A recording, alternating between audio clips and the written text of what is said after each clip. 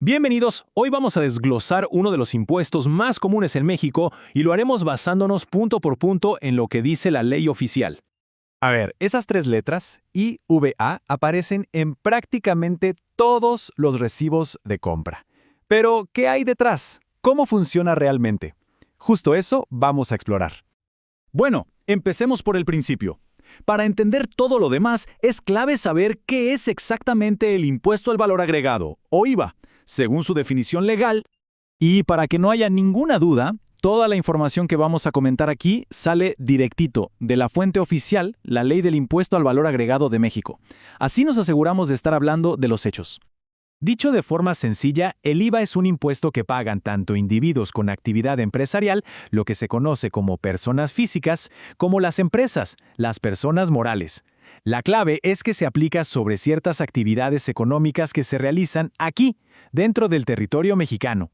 Y la ley es muy clara, Señala 4 grandes actividades que son las que deben pagar este impuesto. Como vemos, se trata de vender algo, de prestar un servicio profesional, de poner algo en renta, o como dice la ley, otorgar el uso o goce temporal de bienes, y por último, de importar productos o servicios.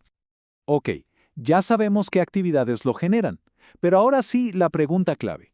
¿De cuánto estamos hablando? Hablemos de la tasa estándar.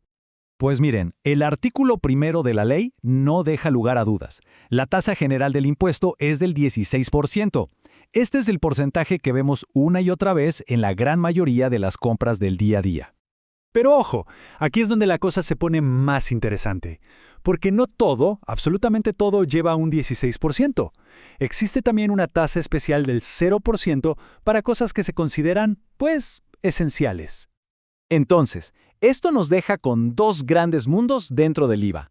Por un lado, la regla general del 16%, que aplica a casi todo. Y por el otro, esta excepción súper importante, la tasa del 0%. ¿Y por qué existe esta tasa del 0%? Bueno, la idea es no afectar el costo de los productos de primera necesidad. Por eso la vemos en alimentos básicos no procesados, en medicinas, en libros. Y, algo muy importante, después de una reforma en 2021, también se incluyeron los productos de gestión menstrual.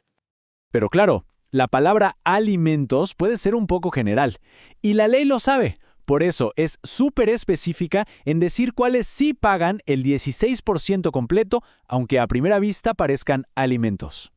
Fíjense qué curioso.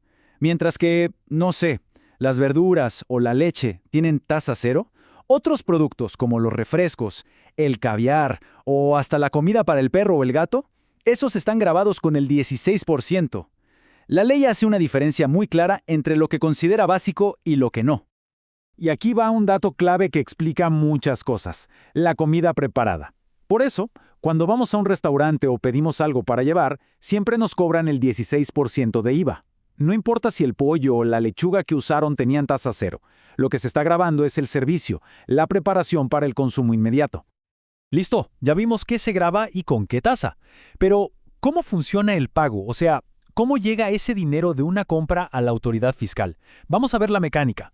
A ver, el mecanismo se puede ver en 3 pasos. Primero, la empresa le cobra el IVA a su cliente, a esto se le llama trasladar el impuesto. Segundo, esa misma empresa tiene derecho a restar el IVA que ella ya pagó en sus propios gastos, la renta, los insumos, etc. A eso se le llama acreditar. Y al final, el paso 3. Solo le paga al fisco la diferencia entre lo que cobró y lo que pagó. Justamente de ahí viene el nombre del impuesto. Se paga sobre el valor agregado. Y para terminar, vamos a tocar un tema un poquito más específico: las retenciones.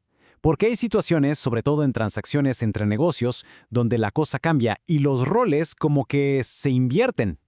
Esto es fundamental, sobre todo para quienes trabajan como profesionistas independientes o freelancers.